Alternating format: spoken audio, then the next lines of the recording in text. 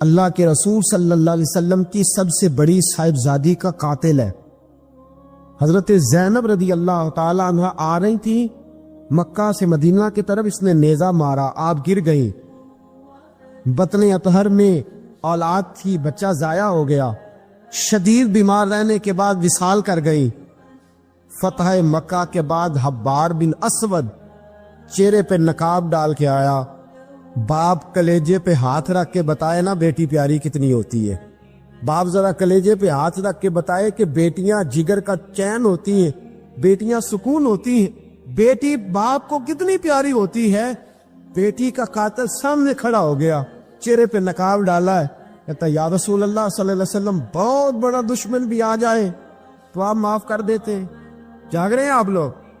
فرمایا بہت بڑا دشمن بھی آ جائے تو معاف کر دیتے ہیں۔ حضور نے فرمایا حبار چہرے سے نقاب ہٹا، بیٹیاں بھولا نہیں کرتی، تو کلمہ پڑھ میں تجھے بھی معاف کرنے کو تیار۔ فرمایا ہٹا چہرے سے نقاب، کبھی بیٹیاں بھی کسی کو بھولی ہے لیکن تو کلمہ پڑھ صحیح، میں تجھے بھی معاف کرنے کو تیار ہوں۔ اگر اتنا بڑا قاتل معاف ہو سکتا ہے تو چچا کیوں نہیں معاف ہو سکتا؟ تائے کو معافی کیوں نہیں مل سکتی؟ ماما جی کو معافی کیوں نہیں مل سکتی؟ سسر کے ساتھ سلوک کیوں نہیں ہو سکتا؟ آپ اپنے برادر نسبتی کے ساتھ محبت کیوں نہیں کر سکتے؟ کیوں ان ساری محبتوں کو فروغ دیا کیوں نہیں جا سکتا؟ اگر قاتل کے ساتھ، ظالم کے ساتھ صلح ہو سکتی ہے، اگر ابو جہل کا بیٹا اکربا کلمہ پڑھنے آئے اور میرے رسول منبر پہ کھڑے ہو کے استقبال فرمائے اور صحابہ کہیں یا رسول اللہ وہ تو کافر اور دشمن کا بیٹا ہے، فرمایا پہلے دشمن کا بیٹا تھا، آج تو مومن بن کے کلمہ پڑھنے آیا۔ وہ پہلے کی بات ہے، استقبال کیا جا رہا ہے۔ عزیز دوستو، تیسری بات یہ ہے کہ معاف کریں، اور چوتھی بات یہ ہے جب کوئی معافی مانگنے آ جائے نا پھر اس کو معاف بھی کر دے۔ جڑے گا معاملہ تب بھی، معافی دیں بھی اور معاف جی بڑا مشکل معاملہ ہے۔ لڑائی ہو گئی، جھگڑا ہو گیا، اچھا پہلے کئی دفعہ سلام لے لیتے، ہمارا ماحول بڑا جی پہلے سلام تو ہو جاتی ہے، لیکن بیٹے کی شادی کا کارڈ بھیج دیا تو کارڈ واپس کر دیا، میں نے منگنی تو نہیں سدیا تو میں نہیں آؤں گا۔ واہ جی واہ، بھائی منگنی پہ آپ کا آنا کچھ ضروری تھوڑا تھا، جب گھر والے کا دل کرے بلائے۔ پھر وہ ساری برادری کو لے کے دروازے پہ گیا، پر پھوپھی کہتی ہے میں آتی ہی نہیں، ماما جی کہتے ہیں تو جو مرضی کر لے، یہی تو موقع آیا ہے۔ حدیث سناؤں، اتنے سخت لفظ، اتنے سخت، رحمت للعالمین رسول اتنے ناراض نظر آتے ہیں۔ حضور نے فرمایا ترغیب و ترہیب میں حافظ منذری رحمت اللہ علیہ حدیث لائے، رسول رحمت صلی اللہ علیہ وسلم نے فرمایا جس سے اس کا بھائی معافی مانگنے آیا اور اس نے معاف نہ کیا، جس سے اس کا عزیز، اس کا دوست، اس کا رشتہ دار، اس کا مومن بھائی معافی مانگنے آیا اور اس نے معاف نہ کیا، فرمایا اگر معاف نہیں نہ کرنا تو میرے حوض کوثر پہ نہ آئے، میں جام نہیں پلاؤں گا۔ حوض کوثر پہ بالکل نہ آئے، مجھ سے جام کا مطالبہ نہ کرے، سخت گرمی کے ماحول میں میں نہیں جام پلاتا، اگر مجھ سے جام لینا ہے میرے ہاتھوں سے تو جب بھی کوئی معافی مانگنے آئے فوراً معاف کر دیا کرو، جب بھی کوئی۔ اور معافی بندے کے لیے نہیں دینی، اللہ کی رضا کے لیے دے دی۔ بندے میں تو کوتاہیاں موجود رہیں گی، بندے میں تو غلطیاں موجود رہیں گی۔ آج اختلافات ہیں رشتہ داروں میں، اتنے اختلافات کے سال فوتگی ہو گئی، ایک شخص فوت ہو گیا جو کسی کا نانا ہے، کسی کا پوت، کسی کا نانا لگتا ہے، کسی کا دادا لگتا ہے، کسی کا ماما لگتا ہے، کسی کا چچا لگتا ہے، کسی کا پھپھا لگتا ہے، لیکن لڑائیاں ہی بڑی ہیں۔ بیچارہ فوت بھی ہو گیا، انتقال ہی کر گیا، اب بھی جناب آتے ہیں تو سیدھے جنازہ گاہ، اس کے لیے نہیں، لوگوں کو دکھانے کے لیے۔ جنازہ گاہ آئے، جنازہ پڑھا، لوٹ گئے۔ بھئی اتنی نفرت کے مرنے والا ماری گیا ہے اور ہم ابھی تک درگزر کرنے کو تیار نہیں۔ میرے رسول کریم صلی اللہ تعالی وسلم نے فرمایا اگر تو چاہتا ہے کہ تیری عمر بھی زیادہ ہو اور تیرا رزق بھی زیادہ ہو تو اپنے رشتہ داروں سے اچھا سلوک کر، اللہ دونوں چیزوں میں برکتیں پیدا فرما دے گا۔ کن سے اچھا سلوک کر ہے جی؟ یہ نہیں فرمایا وہ بھی جواب میں اچھا ہی کرے تو تب ہے۔ سب سے افضل صدقہ کون سا ہے؟ غریب کو دینا، مسکین کو دینا، یتیم کو دینا، مدرسے کو دینا، مسجد کو دینا، سب سے افضل صدقہ۔ اچھا یہ حدیث آپ نے پتا کیا کرنا جو میں سنانے لگا ہوں، یہ گھر جانا ہے، اس کو لکھ لینا ہے اور اس کو نہ پڑھنا ہے کبھی کبھی کھول کے کہ یہ کیا جملے ہیں حضور سید عالم کے، محبوب پاک کے، یہ کیسے عجیب حضور نے فکرے اور کس انداز میں سمجھا دیا، کتنی خیر انڈیل دی اپنے غلاموں کے دلوں میں۔ حضور نے فرمایا غلاموں پتہ ہے سب سے افضل صدقہ کون سا ہے؟ ایک صحابی کہنے لگے حضور یتیم کو دینا، فرمایا نہیں۔ سب سے افضل صدقہ کون سا ہے یا رسول اللہ؟ مسکین کو دینا، فرمایا نہیں۔ سب سے افضل صدقہ حضور مسافر کو دینا، فرمایا نہیں۔ سب سے افضل صدقہ یا رسول اللہ مجاہدین اسلام کو دینا، فرمایا نہیں۔ حضور پھر بڑی قابل غور حدیث، جاگیے گا ذرا آنکھ کھولیے گا، ذرا ٹیڑھ چھوڑیے گا، ذرا عجیب انداز دیکھیے گا میرے ماں بھئی حدیث میں فکرے کیسے بیان فرمائے۔ رسول پاک نے فرمایا تیرا رشتہ دار ہو، سب سے افضل صدقہ کیا ہے؟ تیرا، بولیے یار، تیرا رشتہ دار ہو اور غریب ہو، حقدار ہو۔ اور اگلے لفظ بڑے عجیب ہیں، تیرا رشتہ دار ہو، غریب ہو اور تجھ سے ناراض ہو۔ کیسی بات ہے؟ فرمایا تیرا رشتہ دار ہو، غریب ہو اور تجھ سے ناراض ہو، فرمایا کسی بھی طریقے اس کے گھر صدقہ پہنچا دے، سب سے افضل صدقہ کرنے کا ثواب لکھا جائے گا۔ سب سے افضل صدقہ، تیرا رشتہ دار بھی ہو، ضرورت مند بھی ہو اور تجھ سے، سبحان اللہ، ہمارا تو حال یہ ہے کہ اس کو کسی طرف سے آتا بھی ہو تو ہم روک دیتے، کہتے ہیں نہیں ایڈا تگڑا کام کر رہے ہیں تسی یہ نکالی دیندے ہو، یہ چار منڈے نے کما کے کھان ہو، صاحب اس کو کیا بھائی؟ فرمایا تیرا رشتہ دار ہو، حقدار ہو، ضرورت مند ہو، شرط یہ بھی لگا دی کہ ساتھ تجھ سے ناراض بھی رہتا ہو، اس کو تو صدقہ دے گا تو اللہ تجھے سب سے افضل صدقہ کرنے کا ثواب عطا۔ تو توڑنے والوں نہ بنو، جوڑنے والے بنو، جوڑ جاؤ۔ محبوب پاک سید عالم صلی اللہ تعالی علیہ وسلم نے فرمایا لا يدخل الجنت قاطع، فرمایا جو رشتے توڑنے والا ہے جنت میں نہیں جائے گا، جو رشتے توڑنے والا ہے وہ جنت میں نہیں جائے گا۔ الذین ینقضون عہد اللہ من بعد میثاقہ ویقطعون ما امر اللہ بہ ان یوصل ویفسدون فی الارض، فرمایا جو رشتے توڑے گا وہ تو زمین میں فساد برپا کر دے گا، وہ زمین میں اولئک هم الخاسرون، یہ وہ لوگ ہیں دنیا میں بھی نقصان اٹھائیں گے اور آخرت میں بھی نقصان اٹھائیں گے رشتہ داریاں جوڑنے۔ اور یہ نہیں فرمایا کہ وہ تجھ سے اچھا سلوک کرے تب ہی ہے، سامنے والا بھی سیاںا ہی ہو تو تب ہے، تو نے اس کے لیے اس نے سلوک نہیں کرنا، تو نے تو اپنے اللہ رسول کو راضی کرنے کے لیے اس نے سلوک کرنا ہے، اس کے لیے تھوڑی کرنا۔ سل من قطع کا لفظ کیا ہے؟ اور میں آپ کو ذاتی بات بتاتا ہوں، ایک آدھ دفعہ یہ تجربہ کر کے دیکھا، اس میں خیر ہی بڑی ہے۔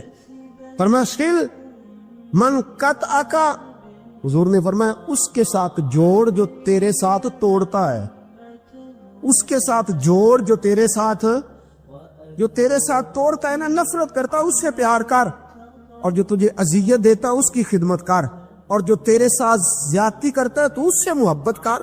اصل پیار تو یہ ہے، جوڑنے والے سے تو سارے جوڑ لیتے ہیں، محبت کرنے والے سے تو سارے محبت کر لیتے ہیں۔ فرمایا سل من قطع کا، اس کے ساتھ جوڑ جو تیرے ساتھ توڑے، جو نفرت کرے اس سے پیار کر، پھر تیرے ضعف کا پتہ چلے گا، پھر تیرے حوصلے کا پتہ چلے گا، پھر تیری دلیری سمجھ میں آئے گی۔ تو دوستو جوڑنے والے بن جائیں، پیار کرنے والے بن جائیں، نفرتیں نہیں محبتوں کو فروغ دیں۔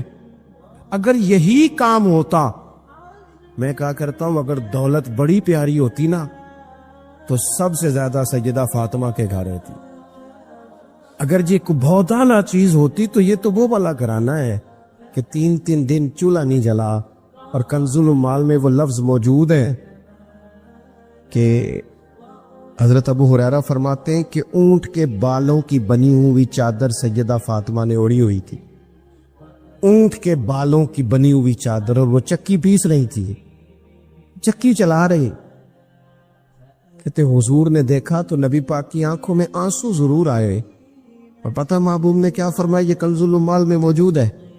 محبوب فرمانے لگے شہزادی دنیا میں تھوڑی سی تکلیف برداشت کرو، آخرت کی ساری عزت اللہ تمہیں ہی عطا فرما۔ سبحان اللہ۔ یہ تھوڑی دشواری ہے، یہاں ہر بندے کی بیٹی دکھی نہیں، جس کو بھی پوچھ لیں دکھی ہے، جس سے بھی پوچھ لیں حضرت جی دعا کرنا، پیر صاحب دعا کرنا، مفتی صاحب دعا کرنا، بزرگ کو دعا کرنا، کیوں جی بیٹی بڑی تکلیف میں، کیوں جی کہتے سسرال والے کام بڑا کراتے ہیں، چکی پیستی ہے، لیپا پوتی کرتی ہے، اس کے ہاتھوں میں چھالے پڑ جاتے ہیں۔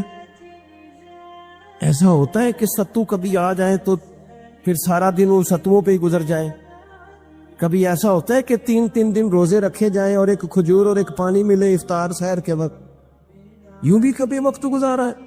اور میرے عزیزوں یاد رکھنا، ہم نے جو مزاج اختیار کر لیا ہے نا اس وقت، یہ جو پوری دنیا میں گاڑیاں بھاگ رہی ہیں، ملک سے باہر لوگ جا رہے ہیں، دولتیں جمع ہو رہی ہیں، یہ ضروریات کا رٹا نہیں، یہ ضروریات نہیں، یہ خواہشات ہے۔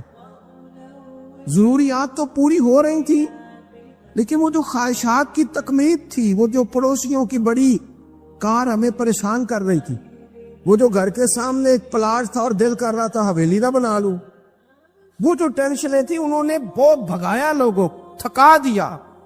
نظریاتی زندگی، اور نظریاتی زندگی میں کچھ کرنے کا عہد، کچھ ارادہ کیا جائے کچھ کام کرنے کا۔ دیکھو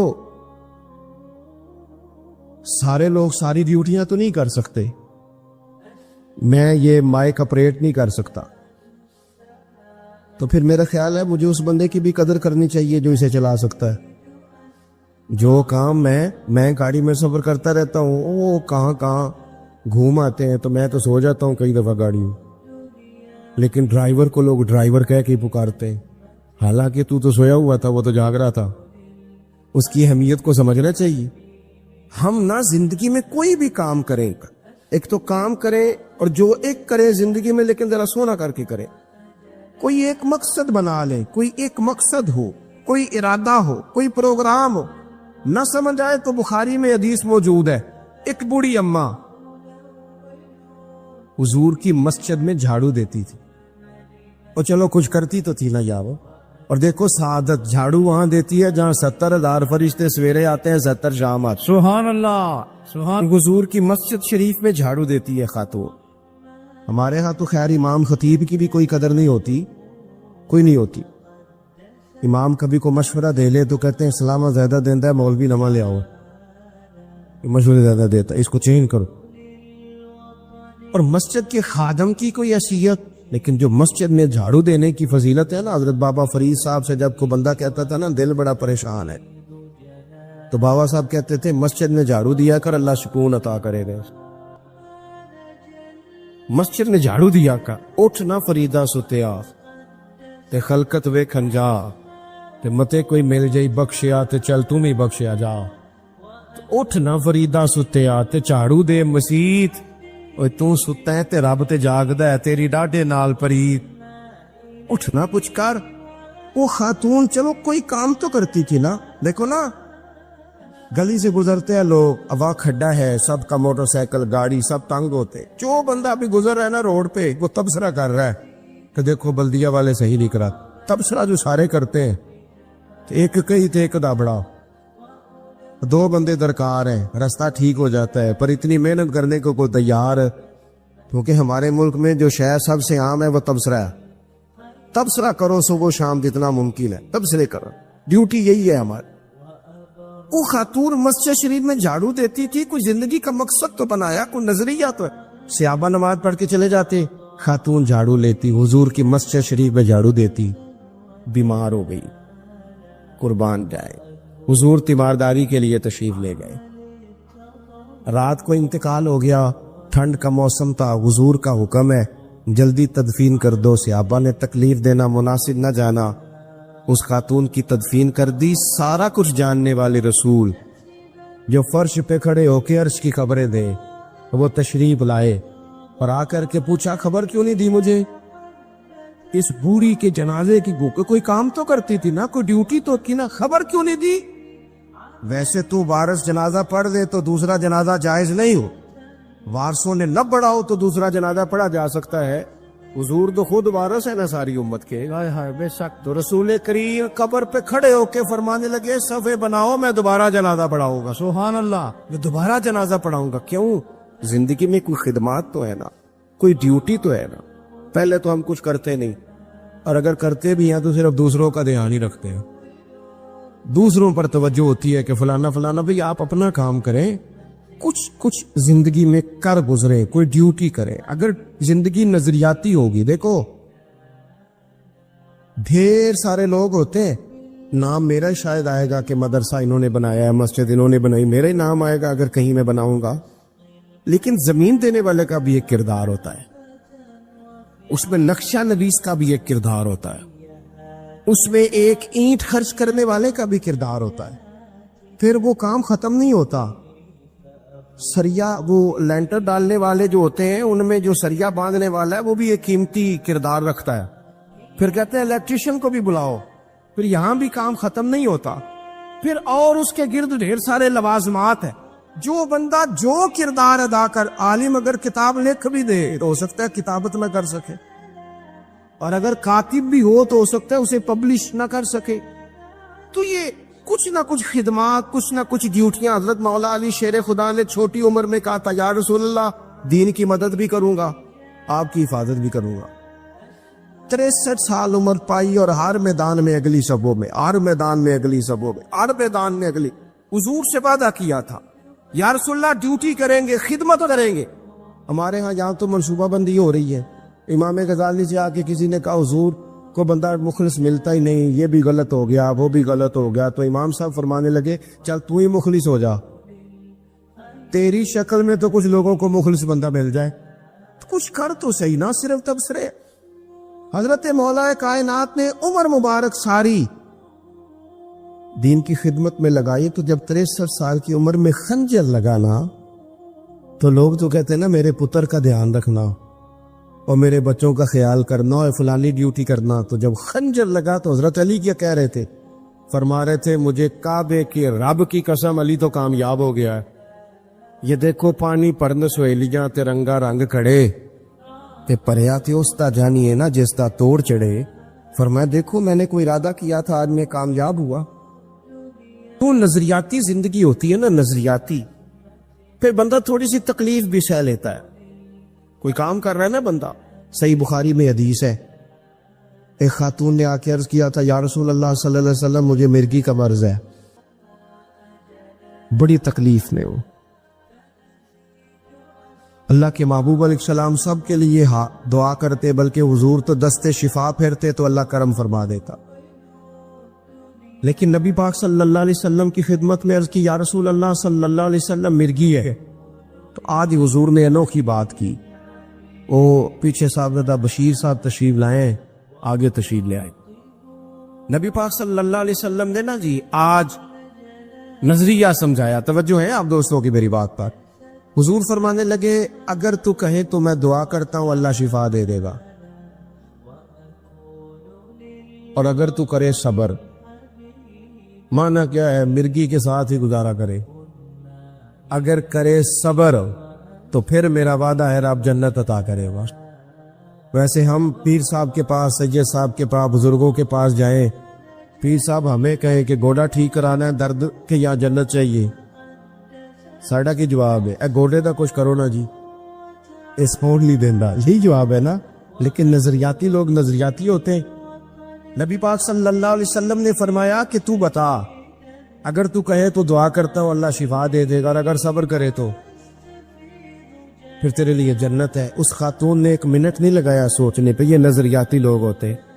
عرض کی یا رسول اللہ آپ دعا کر دے رب مجھے جنت ہی عطا کرے. سبحان اللہ. کیا مطلب کہ میں گزارا کر لوں گی مرگی کے ساتھ, صبر کروں, مجھے اللہ جنت دے. حضور نے دعا کر دی. خاتون عرض کرنے لگی حضور جب مرگی ہوتی ہے تو جسم سے کپڑا ہٹ جاتا ہے, حیا آتی ہے, خاتون ہو عورت ہو, تکلیف محسوس کرتی ہو. محبوب نے دعا کر دی. صحابہ کہتے ہیں جتنی بھی مرگی ہوتی تھی اس کے کپڑے نہیں جسم سے ہٹتے تھے, جتنی مرضی بھی ہو کپڑا قائم رہتا تھا. دیر تک وہ بوڑھی اماں زندہ رہیں. خواتین ایک دوسرے سے کہا کرتی تھی کسی نے جنتی دیکھنی ہے تو اس بی بی کو دیکھو, اسے دنیا میں حضور نے جنت کی بشارت. نظریہ ہوتا ہے, نظریہ. ویسے آنا جانا, تصویریں بنانا, گھومنا پھرنا, پلاننگ کرنا چلتا رہتا ہے. لیکن جو نظریاتی لوگ ہوتے ہیں انہیں ذرا تھکاوٹ بھی تھوڑی ہوتی ہے. نظریے کے لیے کام کر رہے ہیں نا. وہ بھاگتے ہیں، ان کا بھاگنا انہیں تھکاتا نہیں۔ جب آپ نظریاتی ہیں تو صبح قیامت پہ نظریاتی اور غیر نظریاتی لوگوں کا نتیجہ کیا ہے؟ یوم نحشر المتقین الی الرحمن وفدا۔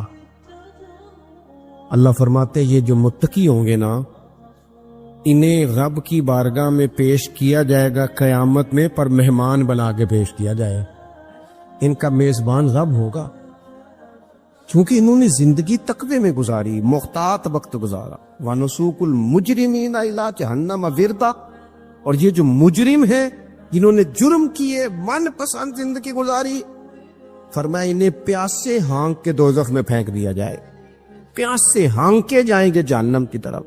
اپنی زندگی میں کچھ ارادہ کریں، دیکھیں دھوپ چھاؤں آئے گی۔ وہ ہمارے یہاں کچھ لوگ کہتے ہیں دو کی بڑے ہیں جی، ہنسے کیسے؟ تو میں کہا کرتا ہوں کہ اتنی تکلیفیں کسی کو نہیں آئیں جتنی حضور کو آئی ہیں۔ پر آپ فرمان پڑھیں، حضرت حارث بن عبداللہ کہتے ہیں میں نے تو مدینے والے محبوب کو جب بھی دیکھا مسکراتے دیکھا ہے۔ سارے کام 7 سال چلتے ہیں، لیکن اپنی زندگی میں کوئی مقصد ہونا۔ یہ جن بزرگوں کے ہم آراس میں آتے ہیں نا، انہوں نے کوئی مقصد حیات بنایا۔ یہ مت سمجھنا کہ ساری زندگی پھولوں پہ گزری، یہ اس وغیرہ یہ سارے کام بعد میں ہوتے ہیں، ورنہ ڈھیر سارے صوفیہ ایسے ہیں جنہوں نے روڑے کھا کے وقت گزارا، بڑے ٹھیک ٹھاک روڑے کھائے، بڑی تکلیفیں برداشت کی، اور ان کی اگر آپ تاریخ پڑھیں گے تو بڑا کچھ ان کے ساتھ کیا گیا، بڑے معاملات ہوئے۔ ایسا نہیں یہ شہادت گاہ الفت میں قدم رکھنا لوگ آسان سمجھتے ہیں مسلمان ہونا، یہ بڑا مشکل کام ہے، اس سے ہو کے گزرنا پڑتا ہے۔ لیکن ڈیوٹی کریں، کوئی کام کریں، کچھ اپنے ذمے لے۔ یہ جو ہم وقت گزار رہے ہیں نا جی، آپ یہاں کو بیٹھے کہتے ٹائم پاس کر رہا ہوں، تو میں کہتا ہوں اتنا ٹائم کہاں سے آیا جو آپ کو پاس کرنا پڑا؟ بہت سارے لوگ کہتے ہیں جی میں بور ہو رہا ہوں، تو میں کہتا ہوں یار بور ہونے کا ٹائم بھی تو ہونا چاہیے نا بندے کے پاس۔ آپ کے پاس ٹائم زیادہ ہے اس لیے بور ہو رہے ہیں، ہمیں تو ٹائم ہی نہیں ملتا بور ہونے کا۔ تو جب کوئی کام کرنا ہے آپ نے، جب آگے بڑھنا ہے، کچھ مقاصد حسنہ حاصل کرنے، کچھ امور خیر سر انجام دینے، پھر زندگی میں ان کو طے کریں اور ان پر کام شروع کر دیں۔ رکھا حضرت فاطمہ کی بھی 6 اولادیں با اختلاف روایات بیان کی گئی ہیں، 3 بیٹے تھے اور 3 بیٹیاں تھیں۔ 3 بیٹے تھے، امام حسن، امام حسین اور امام محسن۔ امام محسن کا جلدی انتقال ہو گیا چھوٹی عمر میں، اس لیے زیادہ تذکرہ نہیں۔ باقی 2 شہزادیاں بھی ذرا جلدی رخصت ہو گئی، جناب زینب موجود رہیں، کربلا تک گئی، اس لیے ان کا تذکرہ زیادہ کتابوں میں ملتا ہے۔ حضرت فاطمہ سب سے چھوٹی تھی، نبی پاک کے ساتھ وقت گزارا، قرآن مجید نے اس گھر کی محبت ہم پر فرض قرار دے دی۔ لا سالکم علیہ اجرا الا المودۃ فی القربى، فرمایا محبوب ان سے کہہ دو کہ میں تبلیغ پر تم سے کوئی اجر نہیں مانگتا، ہاں میرے اہل بیت سے پیار کرتے رہنا، میرے گھر والوں سے پیار کرتے رہنا۔ اور حضور نے فرمایا الفاطمہ تو بدعۃ منی، فرمایا فاطمہ میرے جگر کا ٹکڑا ہے، جس نے میری بیٹی فاطمہ سے پیار کیا اس نے مجھ سے پیار کیا۔ اور یہ بخاری مسلم ہے، مشکات ہے، فرمایا جس نے میری بیٹی سے بغض رکھا اس نے مجھ سے بغض رکھا۔ کل نمازیں پڑھے نا، بالغ ہونے سے لے کر کل نمازیں، بالغ ہونے سے لے کر کل نمازیں پڑھے۔ لو بڑی بات کرنے لگا، اور بالغ ہونے سے لے کر کوئی نماز قضا نہ کرے، اور جب ہر سال بالغ ہونے کے بعد حج آئے تو حج بھی کرے، ہر سال رمضان آئے تو روزے بھی رکھے، ہر سال زکوٰۃ بھی دے، غریبوں کی مدد بھی کرے، میٹھا بھی بولے، خلوص بھی رکھے، رویے بھی ٹھیک رکھے، پر نبی پاک کے اہل بیت سے پیار نہ کرے تو ان ساری نیکیوں کے باوجود جب مرے گا تو بے ایمان مرے گا، بے ایمان مرے گا، بے ایمان۔ اور اگر اہل بیت نبوت کے ایمان پر مرے گا تو من مات علی حب آل محمدن مات شہیدا۔ حضور نے فرمایا، امام راضی نے حدیث لکھی ہے، فرمایا جو میرے گھر والوں سے محبت کرتا ہوا مر گیا وہ سادی موت نہیں مرا، اللہ نے اسے شہادت کا درجہ عطا فرمایا ہے۔ تو سب سے پہلی بات یہ کہ حضرت فاطمہ سے، نبی پاک کے اہل بیت سے پیار کرنا یہ ایمان کا حصہ ہے، یہ ضروری ہے۔ ایک بات یہ ہے کہ ان سے محبت، اور دوسری بات یہ کہ کسی کی محبت جو ہوتی ہے نا، اس کا معنی یہ نہیں کہ آپ کو کسی سے پیار ہو گیا تو آپ اس کے دشمن تلاش کرنے شروع کر دیں، بلکہ جس سے محبت ہوتی ہے تو محب کا دل کرتا ہے کہ میرے محبوب سے ساری دنیا ہی پیار کرے۔ اب عجیب فلسفہ ہے نا لوگوں کا، اہل بیت سے پیار کرتے ہیں تو سب سے پہلے اہل بیت کا دشمن تلاش کرتے ہیں، اور سب سے پہلے اہل بیت کے دشمنوں پہ گفتگو کرتے ہیں۔ تو میں کہتا ہوں بڑے بیوقوف ہو، دشمن نہ تلاش کرو، غلام تلاش کرو، پیارے تلاش کرو ان کے، یہ غلط ہے تمہارا انداز فکر۔ تو جناب فاطمہ الزہرا سے حضور نے بڑی محبت کی۔ حضرت خدیجہ الکبریٰ رضی اللہ تعالی عنہ فرماتی ہیں کہ بڑا پیار کیا نبی پاک علیہ السلام نے حضرت فاطمہ سے، چھوٹی تھی نا۔ ادھر حضرت عائشہ صدیقہ کہتی ہیں کہ نبی پاک نے بڑی محبت فرمائی۔ مشکات میں حدیث ہے، کسی نے حضرت فاطمہ الزہرا حضرت عائشہ صدیقہ سے پوچھا، سچے باپ کی سچی بیٹی، صدیق کی بیٹی صدیقہ، کسی نے پوچھا کہ عائشہ حضور علیہ السلام کو سب سے زیادہ محبت کس سے تھی؟ تو حضرت عائشہ فرمانے لگی پوچھنے والی بات ہی کوئی نہیں، حضور سب سے زیادہ سیدہ فاطمہ سے پیار کرتے تھے۔ تو کہا پھر یہ بتائیں کہ مردوں میں حضور کو سب سے زیادہ پیار کس سے تھا؟ فرمایا یہ بھی پوچھنے والی کوئی بات نہیں، فاطمہ کے شوہر مولا علی سے۔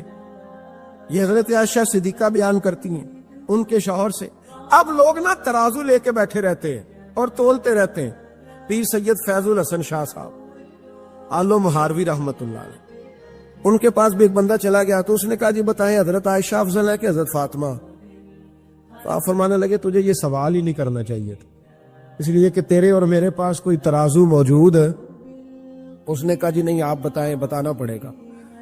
آپ فرمانے لگے نہیں بتاتا، کہنے لگا نہیں بتائیں، فرمانے لگے چل میں ایک بات بتا دیتا ہوں، فیصلہ گھر جا کے کر لینا۔ اس نے کہا بتائیں۔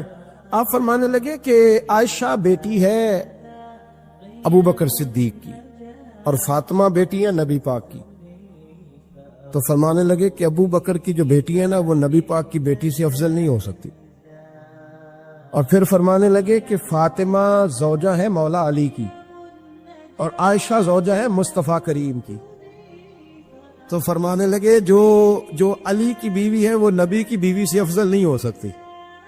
تو وہ کہنے لگا جی نتیجہ کیا ہے؟ فرمایا گھر جا کے نکال لینا، نتیجہ تو گھر جا کے نکال، یہاں ترازو پکڑ کے نہ بیٹھ۔ ہاں جو حضرت عائشہ نے کہا اس پر غور کر۔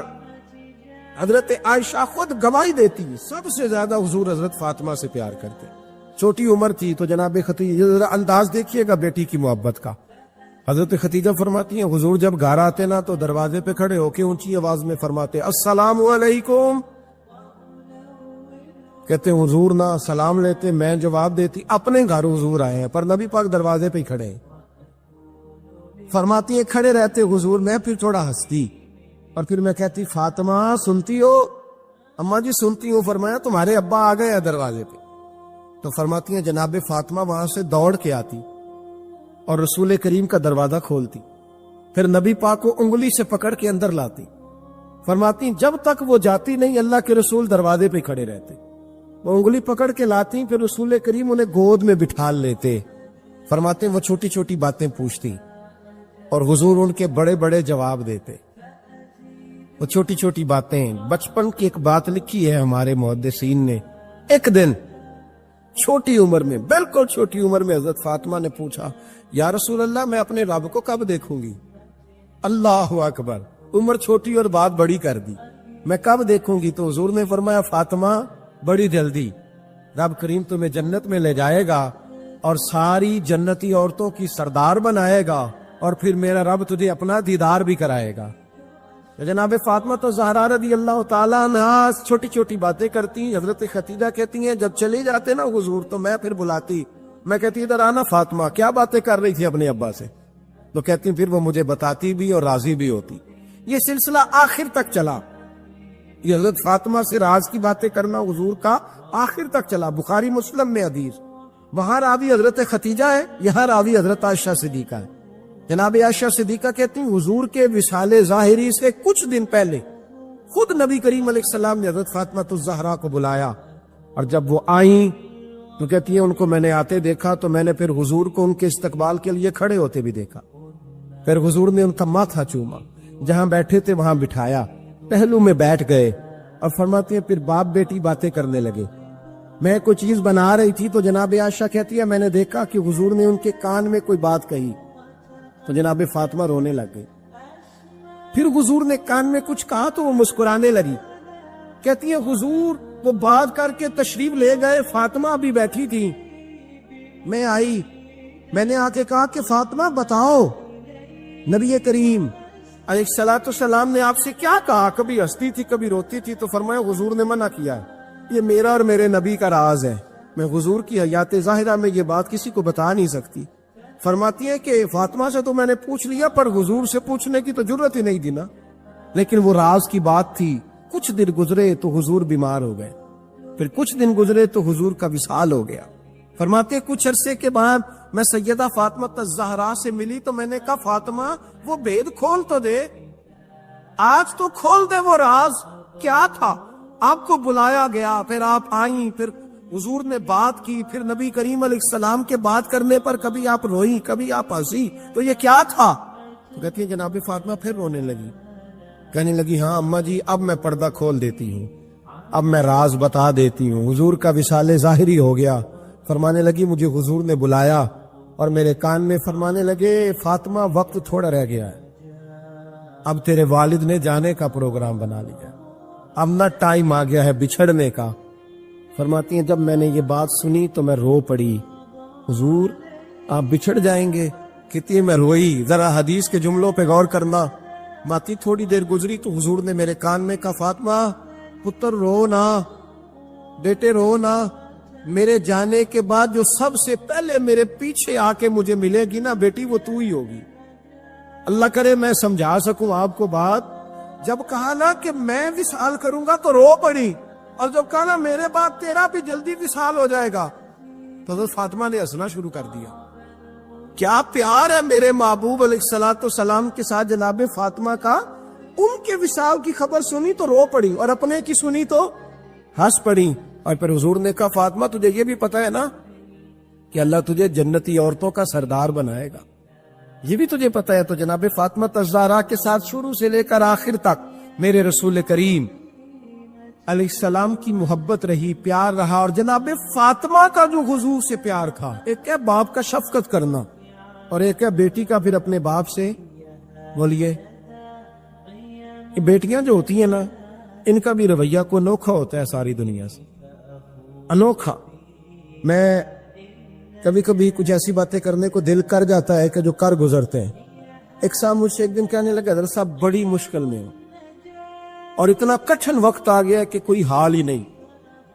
میں نے ان سے کہا کہ اپنی اماں سے دعا کراؤ، مسئلہ ٹھیک ہو جائے گا۔ کہنے لگا اماں تو انتقال کر گئی۔ تو میں نے کہا بہن سے دعا کراؤ۔ کہنے لگا بہن دور رہتی ہے۔ تو میں نے کہا پھر بیٹی سے کرا لو۔ آپ یقین کرے اللہ کے گھر میں بیٹھا ہوں، رمضان کا مہینہ مجھے تیسرے دن ملا۔ کہنے لگا حضرت صاحب الحمدللہ اللہ نے میری مشکل آسان کر دی۔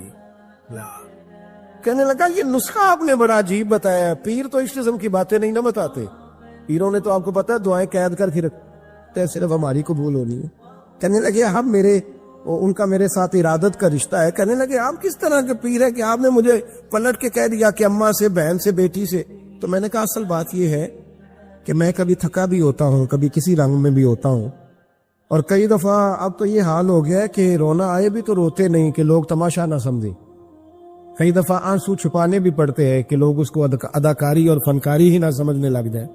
تو میں نے کہا یہ جو بیٹی ہوتی ہے نا، یہ جو بہن ہوتی ہے، یہ جو ماں ہوتی ہے، اس کو اشارتاً بھی آپ کان میں کہہ دینا مشکل میں ہوں تو یہ رات کو رو رو کے مصلی بھگو دیتی، یہ رو رو کے دعا مانگتی ہے بیٹے کے لیے، بھائی کے لیے، باپ کے لیے۔ اس کا رنگ ہر بیٹی پیار کرتی، اور یقین کریں کہ کلیجہ ٹھنڈا ہو جاتا ہے جب بیٹیاں چھاتی پہ لیٹتی ہیں تو لطف آتا ہے کہ اللہ کریم نے اس ننھی سی کلی میں کیا ٹھنڈک رکھی ہے کہ سارے دل کا جو ہے بوجھ اس نے ہلکا کر دیا۔ تو بتائیے پھر میرے نبی پاک کی شہزادی کی حضور سے محبت کتنی ہو۔ چھوٹی سی عمر تھی حضرت فاطمہ کی جب حضرت خدیجہ وصال کر گئی۔ تو کسی نے کہا فاطمہ سب سے پہلے گھر سے کب نکلنا ہوا؟ تو بخاری مسلم میں حدیث ہے، اللہ کے نبی نا بیت اللہ شریف کے سامنے سجدے میں تھے تو ابو جہل کو شرارت سوجھی، شرارت۔ اس نے کچھ لوگوں سے کہا، عقبہ بن ابی معیط تھا، کچھ اور لوگ تھے، کہنے لگا میں ابھی رستے سے گزرا ہوں تو وہاں کسی نے اونٹ ذبح کیا ہے۔ تو اونٹ کی اوجڑی، آپ نے اوجڑی دیکھی ہے نا، جانور کی اوجڑی بڑی وزنی ہوتی ہے، اس میں گندگی ہوتی۔ اونٹ کی اوجڑی بڑی وزنی ہوتی تھی۔ کہنے لگا وہاں اونٹ کی اجڑی پڑی ہے، وہ دیکھو نبی پاک معاذ اللہ سجدے میں ہے، تو معاذ اللہ ثم معاذ اللہ وہ اونٹ کی اجڑی اٹھاؤ حضور کی گردن پہ رکھ دو۔ تھوڑا سا مشکل سے جمعہ پڑھنا پڑ جائے نا، اور تھوڑا سا مشکل سے پڑھانا پڑ جائے، تو ہم دین کے بہت بڑے خدمت گزار بن جاتے ہیں۔ یہ دیکھو سجدے کتنی مشکل سے ہو رہے ہیں، یہ دیکھو سجدے کتنی مشکل سے ہو رہے ہیں، کتنی مشکل سے حضور کے سر انور پر اجڑی رکھ دی۔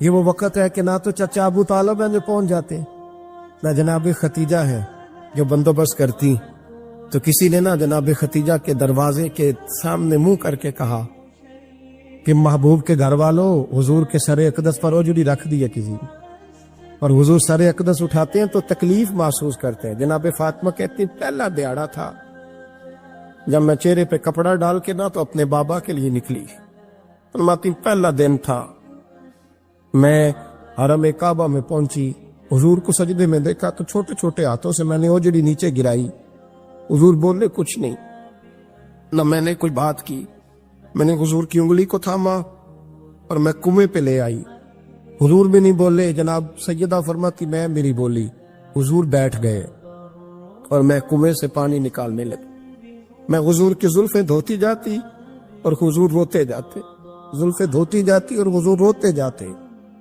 پھر حضرت فاطمہ نے جب حضور کی زلفیں دھو لی تو ہاتھ اٹھائے، کہا اے اللہ جنہوں نے میرے بابا کو تکلیف دی ہے نا ان کو برباد کر دے۔ میں رات روایت پڑھ رہا تھا مشکات سے تو میں حیران ہو رہا تھا کہ یہ عجیب منظر ہے، یہ عجیب منظر ہے کہ جب طائف والے پتھر مارے اور نبی کریم علیہ السلام سے حضرت زید بن حارثہ کہ حضور دعا کریں یہ تباہ ہو جائے، تو نبی پاک کہ نہیں زید میں نے نہیں ان کے لیے تباہی کی دعا کرنی، یہ نہیں ٹھیک ہوتے تو ہو سکتا ہے ان کی نسلیں ٹھیک ہو جائیں۔ اور جب احد میں وہ لوگ پتھر مار کے دانت شہید کر دیں، حضرت ابوبکر صدیق جیسی ٹھنڈی طبیعت کا آدمی عرض کرے حضور دعا کریں یہ تباہ ہو جائیں، تو حضور نے فرمایا اللہم اہد قومی فإنہم لا یعلمون، یا اللہ میری قوم کو ہدایت دے، یہ جانتے نہیں یہ کیا کر رہے ہیں۔ حضور نے کبھی بھی کسی کے لیے دعائے ضرر نہ فرمائی، لیکن آج یہ عجیب منظر ہے، شاید یہ واحد وہ وقت ہے کہ جناب فاطمہ الزہرا نے جب کہا نا کہ اے اللہ انہیں برباد کر دے جنہوں نے آج میرے والد کو تکلیف دی ہے، حضرت فاطمہ کی دعا سن کے تو حضور نے بھی ہاتھ اٹھائے، کہا اے اللہ جیسے میری بیٹی کہتی ہے نا ویسے ہی کر دے، اللہ کر دے انہیں برباد، فاطمہ جیسے کہتی ہے ویسے، اللہ کرے آپ کو سمجھ آئے میری بات کی کہ وہاں جہاں شدید تکلیف دی گئی وہاں حضور نے کسی کے لیے ایسی دعا، اور یہاں فرمایا اللہ جیسے فاطمہ کہتی ہے ویسے۔ اللہ اکبر۔ حضرت عبداللہ ابن مسعود کہتے ہیں کہ وہ دعا بھی میں نے سنی، اور پھر میں نے ان سب لوگوں کو جن کے لیے جناب سیدہ نے دعا کی تھی ان سب کو پھر میں نے بدر میں کٹتے ہوئے بھی دیکھا، میں نے ان کی لاشوں پر گھوڑے چلتے ہوئے بھی دیکھے، پھر میں نے دیکھا کہ صحابہ انہیں گھسیٹ کر کنووں میں ڈال رہے تھے، میں غور سے دیکھ رہا تھا اور ان کے چہرے پہچان رہا تھا، تو مجھ سے کسی نے کہا عبداللہ تم کیا غور کر رہے ہو؟ تو میں نے کہا میں غور کر رہا ہوں یہ وہی ہیں سارے جن کے لیے سیدہ فاطمہ نے دعا کی تھی کہ یہ برباد ہو جائے، یہ وہی ہے میرے رسول کریم علیہ السلام کی ہر تکلیف کو جناب فاطمہ نے اپنی تکلیف سمجھا، ہر تکلیف کو۔ جب انسان کے دائیں بائیں کچھ لوگ ہوتے ہیں نا اس کے دکھ بھی سمجھنے والے، سکھ سمجھنے والے لوگوں کی تعداد لمبی چوڑی ہوتی ہے۔ ہمارے زمانے میں ہمارے ہر آدمی کے ساتھ ذاتی مطالبات ہیں، ذاتی، تو جب تک وہ میرا مطالبہ پورا کرتا رہتا ہے میرا اس سے پیار رہتا ہے، اور جب وہ میری خواہشات پوری کرنی چھوڑ دیتا ہے پھر میرا اس سے کوئی رشتہ نہیں رہتا۔ میرے عزیز حضرت فاطمہ الزہرا کا کمال یہ ہے کہ انہوں نے میرے محبوب کا دکھوں میں ساتھ دیا، حضور کی تکلیف پر وہ تکلیف میں آتی، پریشان ہوتی۔ یہاں سے بات چلی 4-5 سال عمر مبارک تھی، حضرت فاطمہ کی کل عمر 29 سال ہوئی ہے، 15 سال یا کچھ زیادہ آپ کی عمر تھی جب حضور نے بیاہ کر دیا تھا۔ ہم لوگ سمجھتے ہیں کہ شاید اب آپ 30 سال کے بچے کو کھڑا کر کے کہیں کہ دین کی کوئی بات کر، کوئی تکلیف برداشت کر، تو کہتے ہوں میں تو ابھی بچہ ہوں، یعنی 29 سال کی عمر ہوئی ان کی۔ چلیں جس نے زیادہ لکھی ہے اس نے 32-33 لکھ دی ہوگی، 40 تک کوئی بندہ نہیں گیا، لیکن میں جس روایت پر زیادہ اعتماد کرتا ہوں ان راویوں نے 29 سال عمر حضرت فاطمہ کی اور ڈھیر سارے محدثین نے لکھی. یارو حیرانگی کی بات ہے نا, اس 29 سال کی عمر میں انہوں نے حضور کا بھی کھول کے ساتھ دیا, مولا علی کا گھر بھی پورا آباد کیا, اپنے شہزادوں کی تربیت کر کے میدان کربلا بھی سارا سجا دیا, دنیا کا انقلاب برپا کر دیا 29 سال کی عمر میں. کام کرنا ہو تو سال تھوڑے بھی بڑے ہوتے, اور نہ کرنا ہو تو پھر تو 80 سال کے بچے بھی میں نے دیکھے ہیں. بزرگ مجھ سے ناراض نہ ہو جائے, اللہ مجھے بے ادبی سے بچائے, میں صحیح کہہ رہا ہوں. میں نے 80 سال کے بچے بھی, آپ نے بڑے تب ہونا ہے جب آپ نے نفسیاتی طور پہ بڑے ہونا ہے, لیکن آپ کی عمر ہو گئی ہو 70 سال, لیکن تصویروں کی خواہش ابھی بھی نہ جاتی ہو. ابھی بھی پروگرام بنتا ہو کہ کوئی بندہ مل جائے تو بریانی کھانے جائے لاہور, ابھی بھی آپ اس سے نکلے نہ ہو اس کیفیت سے, ذوق شوق کبھی وہی ہو. اس کا مطلب یہ ہے کہ قد بڑا ہوا, عمر بڑی ہوئی, لیکن ذہنی اور نفسیاتی طور پر وہ پختگی نہیں آئی جس کی ضرورت تھی. ہمیں ذہنی طور پر پختہ ہونا چاہیے. میری بات پر توجہ کریں گے آپ حضرات اور غور کریں گے. نبی کریم علیہ السلام کی تکلیفوں میں انہوں نے ساتھ دیا. ایک تو یہ اوجری اتاری تو پھر یہ وقت بیتتا گیا. ایک حدیث کے راوی مولا علی شیر خدا ہے, امام زاہبی نے لکھی ہے. نبی پاک نے نا دین کے لیے بڑی مشقت کی, جد و جہد کی. حضرت فاطمہ چھوٹی عمر سے دیکھتی آ رہی تھی حضور کو کام کرتے. حضور کی عادت مبارکہ تھی جب سفر پہ تشریف لے جاتے تھے تو سب سے آخر میں سیدہ فاطمہ کے گھر جاتے, واپس آتے تو سب سے پہلے سیدہ فاطمہ کے گھر جاتے. مولا علی کہتے ایک دن میں نے عجیب نظارہ دیکھا.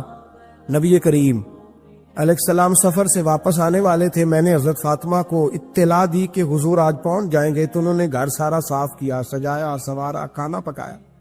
لیکن فرماتی ہیں جیسے ہی حضور اندر داخل ہوئے نا گھر کے, جناب فاطمہ نے حضور کا چہرہ دیکھا تو ہاتھ پکڑ کے چومنے لگی, اور کہتے ہیں جب انہوں نے سر اٹھایا تو ان کا چہرہ سارا آنسوؤں سے بھرا ہوا تھا.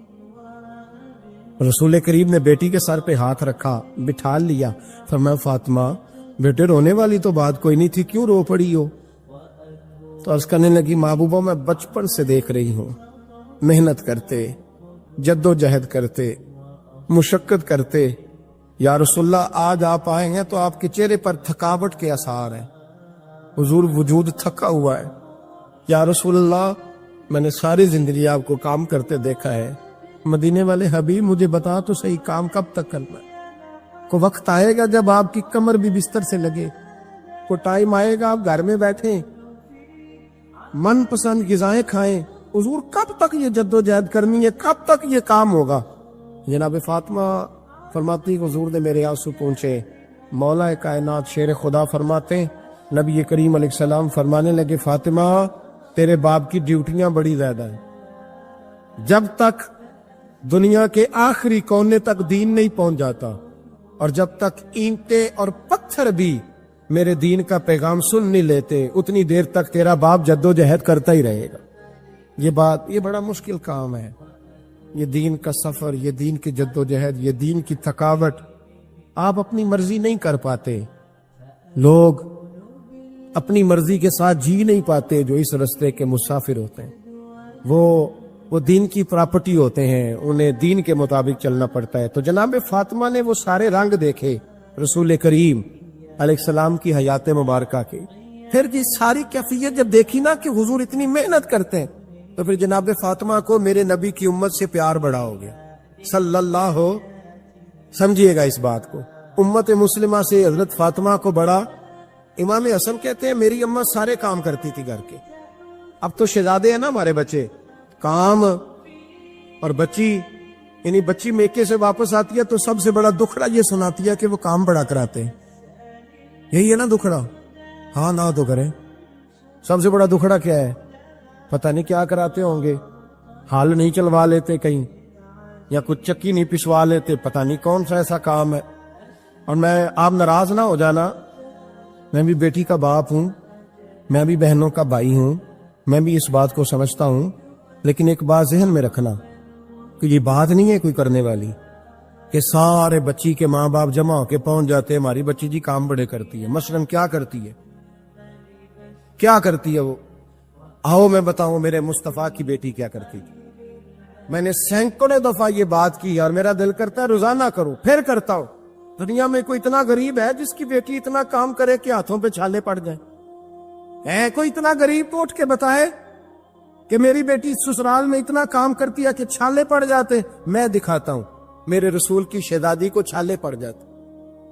کچا مکان، جناب فاطمہ جناب فضاب کی لونڈی تھی، ان سے مٹی منگاتی اور گھر میں لیپا پوتی کرتی، پھر جھاڑو دیتی۔ امام حسن اور حسین کے درمیان پورے سال کا فرق نہیں، 11 مہینے کا فرق، دونوں بچوں کو سنبھالتی۔ جناب علی کی والدہ حضرت فاطمہ بنت اسد بوڑھی تھی، جناب فاطمہ وہ کھول کے نوکری کرتی کہ حضرت فاطمہ بول پڑتی، حضرت فاطمہ بنت اسد بول پڑتی، کہتی بیٹے فاطمہ میرا اتنا نہ خیال رکھا کر، تیرے اپنے بھی بچے ہیں۔ جناب فاطمہ فرماتی آپ صرف علی کی ماں تو نہیں نا، آپ میری بھی تو ماں ہے نا۔ یہاں بیبیاں فلسفہ بیان کرتی ہیں، وہ کہتی ہیں جی کس حدیث میں آیا ہے ساس سسر کی خدمت فرض ہے؟ میں نے کہا کسی میں بھی نہیں آیا، ہم کیا کہہ رہے ہیں، کسی میں بھی نہیں آیا، لیکن یہ تو آیا ہے نا کہ شوہر راضی ہو تو اللہ راضی رہتا ہے۔ تو اگر شوہر ماں باپ کی خدمت سے راضی ہوتا ہے تو کرو خدمت، اس کو تو راضی کرنا ہے نا، اس پر تو توجہ دو۔ حضرت فاطمہ پھر چکی پیستی، چکی چکی، یہ آسان جملہ نہیں کہہ جاتے، ہم سن لیتے ہیں آپ۔ چکی پیس کر، جو پیس کر اس کا آٹا بنانا، پھر بچوں کے لیے کھانا پکانا۔ پھر ایک دن کہنے لگے علی آپ کی آمدن تھوڑی ہے، خرچے زیادہ، چرخا نہیں لا دیتے؟ فاطمہ کیا کرو گی؟ فرمایا تھوڑا سا سود بنا لیا کروں گی، تم بیچ آیا کرنا۔ چلو میں تھوڑا ہاتھ بٹاؤں گی۔ یہ ساری ڈیوٹیاں کر کے حضرت حسن بنواتے ہیں، پھر عزت والے رسول کی عزت والی بیٹی، پھر شانوں والے نبی کی شانوں والی بیٹی، پھر پاک محبوب کی پاک شہزادی، ساری ڈیوٹیاں کر کے رات کو مولا علی سے کہتی اگر آپ اجازت دیں تو اللہ کو راضی نہ کر لوں۔